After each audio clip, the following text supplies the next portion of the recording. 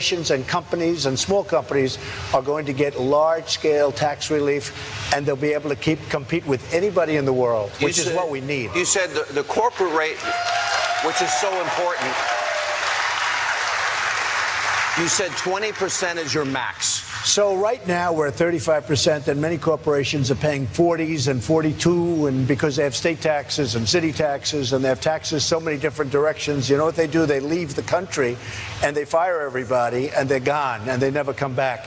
Now we have companies moving back into the country. We have, you saw last week, auto companies are announcing that they're going to build plants back in the United States. That hasn't happened for years.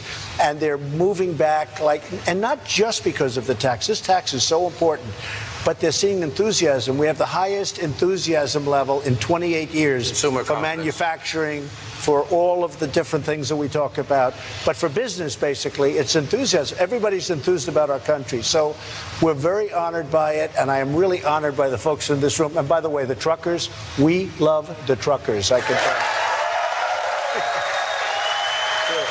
Happens to be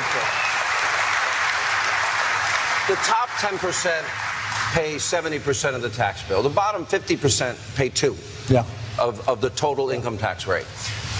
Why is there are multinational corporations that have parked trillions of dollars in countries that offer them better tax relief? You're trying to incentivize those trillions to come back here with a low repatriation rate.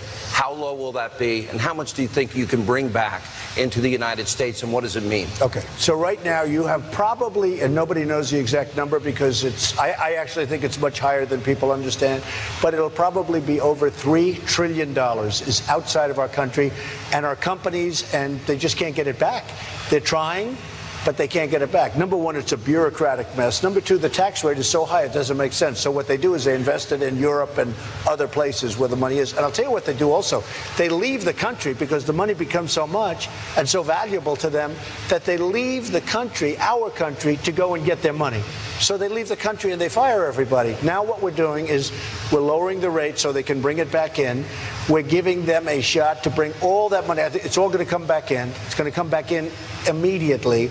It's going to be more than $3 trillion. Probably we're looking at a 10% rate. It may be around that number, maybe a little higher, maybe a little lower, but it's going to be right around that number, probably 10%. And right now what it is 35% plus. Now, who's going to bring money back when you have to pay, by the time you finish, almost half of your money in tax? So you're never going to bring it back. So we're going to have that money come back in. It's going to put people to work so fast, and the money itself is going to go to work very fast. And, you know, say what you want about Democrats and Republicans. For years and years, everybody's wanted to do that. You have trillions of dollars outside of our country, offshore, and the Democrats wanted it back. The Republicans wanted it back. Everybody wanted it back, and they couldn't do it. They couldn't get a deal. We're going to do a deal, and we're putting it down as part of our tax cuts. One of the things some people have brought up, like that. Every time I tune into anybody else in the media except Fox, there are tax cuts for the wealthy.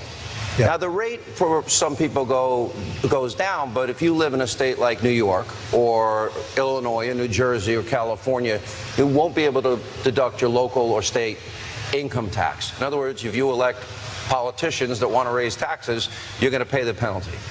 So that's not really true that this is a tax cut for the wealthy as they're portraying it. What is your answer to that?